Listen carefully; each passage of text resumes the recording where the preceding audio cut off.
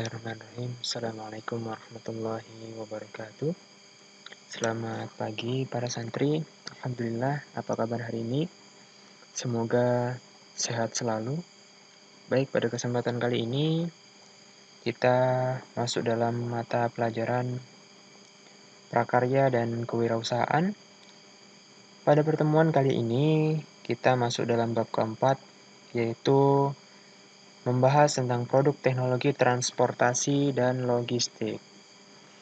Baik, dalam tujuan pembelajaran kali ini, kita akan membahas tentang yang pertama, mendeskripsikan pengertian produk teknologi transportasi dan logistik. Kemudian yang kedua, mengidentifikasi berbagai jenis produk teknologi transportasi dan logistik. Ketiga, memahami perencanaan usaha, produk teknologi transportasi dan logistik, meliputi peluang usaha, sumber daya, dan administrasi dan pemasaran. Yang keempat, menyusun usaha, perencanaan produk teknologi transportasi dan logistik, meliputi peluang usaha, sumber daya, administrasi, dan pemasaran. Yang kelima, yakni menganalisis sistem produksi produk teknologi transportasi dan logistik berdasarkan daya dukung daerah setempat. Yang keenam, memahami perhitungan harga pokok produksi, produk transportasi, dan logistik. Dan yang terakhir adalah memahami cara menentukan pemasaran produk transportasi dan logistik secara langsung. Sebelum kita masuk dalam pembahasan-pembahasan yang lain, marilah kita menyimak apa yang dimaksud dengan teknologi transportasi dan logistik. Definisi yang pertama yakni teknologi transportasi, yaitu sarana dari berbagai jenis kendaraan yang digunakan untuk mengangkut barang-barang yang diperlukan bagi kelangsungan dan kenyamanan hidup manusia. Sedangkan logistik, menurut Kamus Besar Bahasa Indonesia, yaitu proses pengelolaan barang dari pengadaan, perawatan, distribusi, penyediaan perlengkapan, perbekalan, dan ketenagaan. Itu dinamakan dengan logistik. Nah, selanjutnya, teknologi transportasi dan logistik atau disingkat dengan TTL. Baik, kita akan mengenal jenis-jenis dari teknologi transportasi dan logistik. Yang pertama adalah berdasarkan jarak tempuhnya. Ada jarak pendek, yakni berupa troli. Ini fungsinya saat kita berbelanja untuk memudahkan kita membawa barang-barang, atau juga keranjang. Keranjang ini termasuk bahan atau teknologi transportasi untuk mengangkut atau mempermudah manusia dalam membawa barang. Berdasarkan jarak tempuhnya, yang kedua adalah jarak jauh. Untuk jarak jauh ini seperti kita lihat bersama, ada kendaraan mobil, pesawat, kapal, dan kendaraan-kendaraan yang lainnya. Nah, selanjutnya untuk yang kedua, jenis-jenis teknologi transportasi dan logistik. Kalau yang tadi berdasarkan jarak tempuh, sekarang yang kedua kita akan mengenal TTL berdasarkan tempat bergerak. Yang pertama ada daratan. Daratan ini biasanya transportasi darat. Berupa ini di sini ada contohnya adalah motor, kemudian kereta, bus, ataupun kendaraan-kendaraan transportasi darat lainnya. Selanjutnya ada berdasarkan tempat bergerak, yaitu laut atau air. Nah, ini bisa berupa kapal barang pengangkut logistik atau angkutan barang-barang tertentu. Kemudian ada kapal pesiar maksud saya. Kapal pesiar ini manusia. Dan selanjutnya, yang ketiga, berdasarkan tempat bergerak, yakni di udara, ya, berupa pesawat dan helikopter. Ini pengangkut logistik dan pengangkut manusia.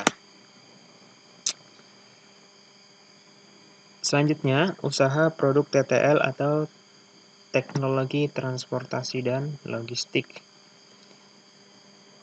Usaha produk TTL, dan untuk memulai usaha di bidang TTL perlu diperhatikan hal-hal berikut ini.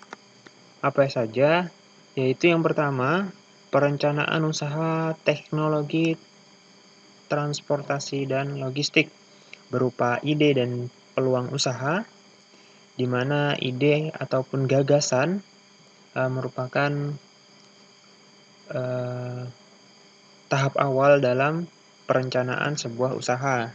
Dilihat juga peluang usaha yang akan dilakukannya. Selanjutnya itu dalam perencanaan usaha kita juga harus melihat sumber daya, baik itu sumber daya manusia, sumber daya teknologi, ataupun sumber daya yang lainnya. Kemudian yang kedua, setelah kita melakukan perencanaan usaha, kita merancang produk TTL atau merancang produk apa yang akan kita buat. Berupa yang pertama, kita mengidentifikasi masalah, persoalan-persoalan yang ada di sekitar kita. Jadi, kita identifikasi. Setelah kita identifikasi, maka kita harus memilih skala prioritas. Nah, sehingga nanti terpilihlah saat kita setelah mengidentifikasi, terpilihlah satu yang prioritas, yang mana menjadi prioritas kita. Nah, setelah kita sudah memilih, maka selanjutnya prototype atau pembuatan berupa sketsa-sketsa. Dan yang terakhir penentuan desain akhir. Nah, setelah kita lakukan prototype, kemudian kita lakukan penentuan desain akhir. Desain apa yang akan kita buat nantinya. Setelah itu, hal yang harus diperhatikan yang ketiga adalah produksi produk TTL. Nah, ini kita ambil contohnya adalah troli sederhana. Berupa yang pertama persiapan produksi, kemudian proses produksi dan proses akhir. Sehingga antar ketiga hal-hal berikut ini merupakan tahap-tahapan yang harus dilakukan ketika kita akan memulai sebuah usaha di bidang TTL atau usaha-usaha yang lainnya. Berupa perencanaan, kemudian perancang, dan ketiga adalah produksi. Selanjutnya, nah ini yang ketiga adalah biaya produksi produk TTL. Nah, biaya produksi adalah segala modal atau biaya yang dibutuhkan saat melakukan usaha. Jadi, semua modal, semua biaya yang dibutuhkan saat kita melakukan sebuah usaha itu dinamakan dengan biaya produksi. Baik. Pertama, kita mengenal biaya produksi untuk produksi barang. Nah, berupa, ya jadi gini, biaya produksi untuk produksi barang. Jadi kita memproduksi sebuah produk berupa barang, ya. Ini yang harus kita lakukan berupa biaya bahan baku, ya, bahan baku atau bahan yang kita butuhkan untuk membuat atau mengolah barang tadi, mengolah produk. Kemudian biaya tenaga kerja, biaya operasional, dan yang terakhir adalah biaya lain-lain. Jadi, keempat biaya ini merupakan biaya produksi yang harus kita rencanakan sebaik mungkin, ya. Setelah biaya produksi untuk produksi barang, selanjutnya adalah biaya produksi untuk produksi jasa. Ya, berupa biaya tenaga kerja, kemudian biaya operasional. Biaya operasional ini menyangkut bagaimana kita